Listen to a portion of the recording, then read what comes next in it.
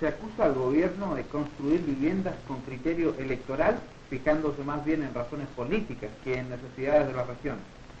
Esto ocasionaría que en determinadas ciudades, por esta falta de planificación, se crearan poblaciones marginales.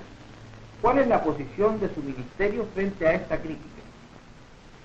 Yo creo que la mejor respuesta a esa pregunta y el mejor desmentido a esa crítica es precisamente la creación del Ministerio de la Vivienda y Urbanismo, que recientemente acaba de cumplir su segundo año de existencia. Porque uno de los objetivos fundamentales que a través de su formación persiguió el gobierno y el legislador fue precisamente programar el crecimiento armónico de las ciudades y dentro de ellas planificar la ubicación de los grupos habitacionales y las urbanizaciones y el equipamiento comunitario. Todo lo que es la política del desarrollo urbano, desde la política de terreno hasta la determinación de áreas prioritarias para las construcciones habitacionales, son parte de la política que el Ministerio viene desarrollando. Por otro lado, se nos ha acusado de exceso de planificación, pero lo que sí nadie puede dudar es que hoy no ocurre lo que pasaba ayer. Ayer se construía, excúsenme la expresión, al lote.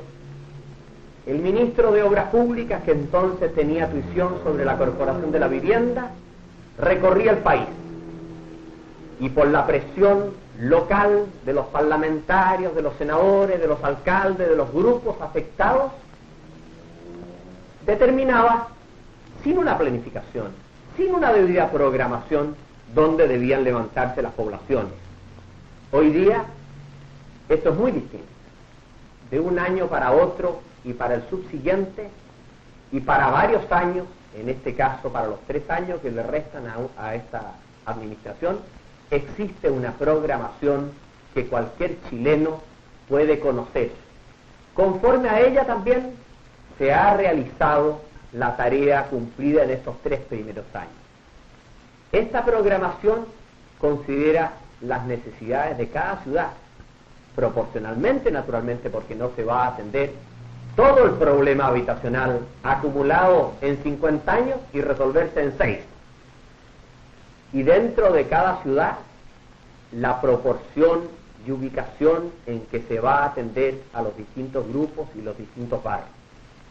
Además, ahora, el plan popular, el plan de vivienda popular, que significa que cada familia tome conciencia y responsabilidad y aporte a través de su trabajo, de su organización o de su ahorro una parte de lo que significa la solución de su problema habitacional, que recientemente se ha puesto en práctica, le agrega a esta planificación y programación habitacional un nuevo ingrediente muy importante.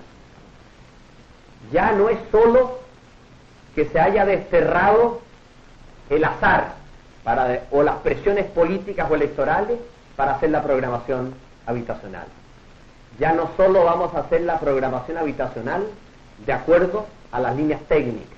Además, las familias chilenas que necesiten, los grupos de familias que requieran vivienda, nos dirán dónde quieren esa vivienda para que en la planificación también se contemple la opinión de ellos, que es fundamental.